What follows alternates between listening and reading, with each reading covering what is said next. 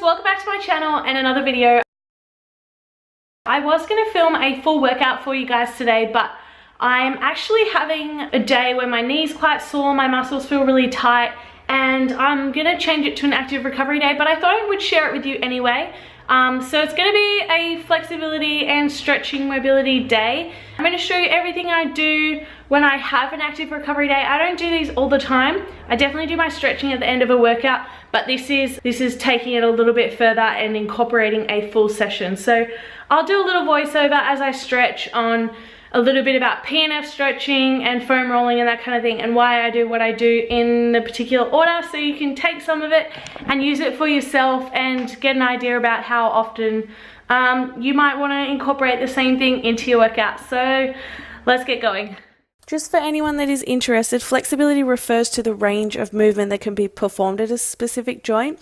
Poor flexibility may be responsible for bad posture, compression of peripheral nerves, lower back problems and other ailments, but maintenance of joint flexibility not only helps sport performance but also contributes significantly to the quality of life. So with this stretching program, I'm literally just starting from the bottom and working my way up. I like to stretch the muscle first and then go on to the foam roller. You'll see here with my calf, I'm doing both the inside and the outside of my calf. In terms of PNF stretching, which is the stretching I do before I hop on the foam roller, it's usually easier to do when you have a friend helping you. But if you don't, you can try to do it on your own. And basically what happens is you go into a certain stretch and then you push against the stretch for about 6 seconds.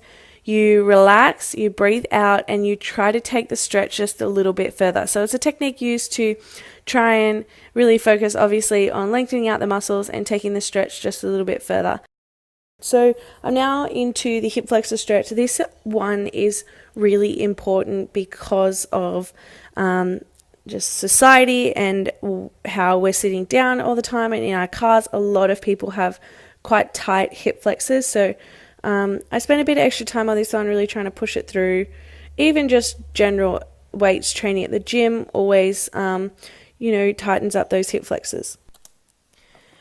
Moving on to the glute stretch here. A little tip for you if you're going to do it this way. There are a couple of different ways, obviously, that you can do a glute stretch, but if you're going to do it this way, you really want to make sure both of your hips are on the floor and you really lift your chest up and lengthen your spine before you rotate. So I then move on to the foam roller.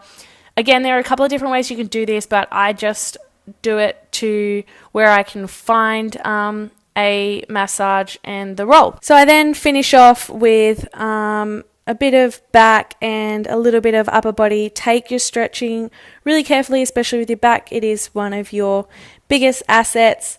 And I always, just a little tip for you, I always spend minimum 20 seconds in a stretch before I move on to ensure that it's effective. If you can do longer, that's great. Same thing with the neck, take it really slowly. I've obviously sped this up a little bit. And then I finish off with a spinal nerve stretch. So I really focus on tucking my chin into my chest and dropping my head down. So I'm focusing down the neck and the spine there because I am commonly really tight. Thanks for watching my video today, guys. I really hope that you enjoyed it. Something a little bit different with the stretching and active recovery. If you liked it, give it a thumbs up. Don't forget to subscribe if you want to see more. And leave a comment down below if there's something specific that you want to see. And I will see you in my next video. Bye, guys.